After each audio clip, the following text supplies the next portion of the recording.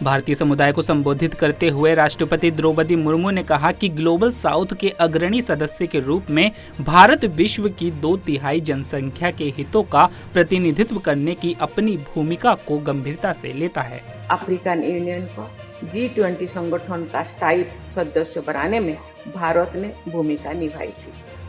Global south के अग्रणी सदस्य के रूप में भारत विश्व की 2/3 जनसंख्या के हितों को प्रतिनिधित्व करने की अपनी भूमिका को गंभीरता से लेता है और आगे भी ग्लोबल साउथ के देशों के साथ अपने अनुभवों और अपनी क्षमताओं को साझा करता रहेगा। राजस्थान के मुख्यमंत्री भजनलाल शर्मा ने कहा कि मैं कहना चाहता हूं कि राजस्थान के लिए राइजिंग राजस्थान बहुत आवश्यक है और जर्मनी, यूके, कोरिया, जापान और सिंगापुर से लोगों का बहुत सहयोग भी मिल रहा है। हमने कहा कि हम मूर्त रूप जब तक दे पाएंगे हम पहली साल करेंगे और हमने कहा है आने वाले समय में ये हमारा लगातार चलेगा। उसकी योजना हम बनाएंगे किस तरह से ये चलने वाला है। मैं इतना ही कहना चाहता हूँ कि राजस्थान के लिए राइजिंग राजस्थान बहुत आवश्यक है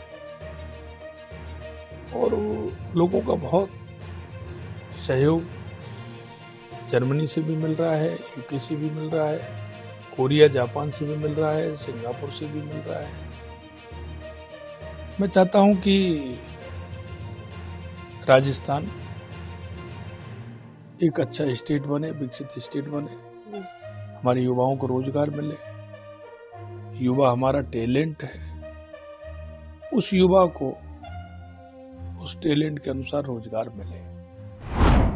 जम्मू कश्मीर नेशनल कॉन्फ्रेंस प्रमुख फारूक अब्दुल्ला ने कहा कि आशा है कि हमने जिन वादों को हमारे घोषणा पत्र में रखा हम उसे पूरा कर सके, यहाँ के लोगों की मुश्किलें दूर कर सके। काम बहुत है, अल्लाह ताला से ये मांगते हैं जो हम लोगों ने अपने मसौदे में रखा है तो उसको पूरा कर सके, यहाँ के लोगों की मुश्किलें दूर कर सके, जम्मू कश्मीर तरक्की करे और अमन की तरफ चले कि हम लोग इस रियासत को बेहतर बना सकें। मुख्यमंत्रियों की एनडीए बैठक के समापन पर भाजपा के राष्ट्रीय अध्यक्ष जेपी नड्डा ने कहा कि प्रधानमंत्री ने इस बात पर जोर दिया कि शासन के माध्यम से लोगों की समस्याओं का समाधान किया जाना चाहिए।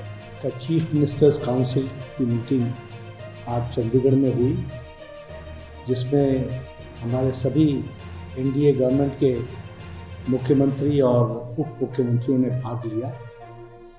कुल मिलाकर के हम ये कहना चाहते हैं कि प्रधानमंत्री जी ने इस बात पर जोर दिया, बल दिया कि लोगों को गवर्नेंस से उनके समस्याओं का सॉल्यूशन होना चाहिए और जो प्रशासन है उसकी मूल अवधारणा में जो उसकी स्पिरिट है वह इस बात पर निर्भर करती है कि हम लोगों के ग्रीवेंसेस को किस तरीके से रिड्रेसल करते हैं और इसलिए इस बात का प्रयास होना चाहिए कि हम pro people, proactive, good governance P2G2 इस पर हम ध्यान दें और इसको हम आगे बढ़ाएं।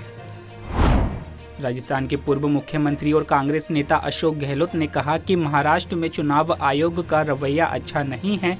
महाराष्ट्र में नतीजे 23 नवंबर को आएंगे। इलेक्शन कमीशन का रवैया अच्छा नहीं है। जिस रूप में महाराष्ट्र के अंदर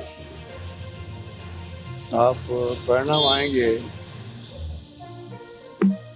उसके बाद में 26 तारीख को लास्ट डे है असेंबली का। इसका मतलब है कि शाम को परिणाम आएंगे, 2 दिन मिलेंगे। ये आज तक इतिहास में कभी नहीं होगा। परिणाम उल्टा किया और चुनाव साथ करवाना चाहिए थे इनको, हरियाणा के और महाराष्ट्र के। पर ये बड़ा आश्चर्य की बात है कि 2 दिन पहले आप जो है चुनाव संपन्न करवा रहे हो। चुनाव काउंटिंग भी होती है, कई बार काउंटिंग भी होती है, कोई शिकायत भी करता मान लो, ग्रीवेंसेस बताते हैं, दूर होती ग्रीवेंसेस, चुनाव आयोग भी जाते लोग। तो ये अपना आप में एक इंडिकेट करता है कि चुनाव आयोग का रवैया अच्छा नहीं है।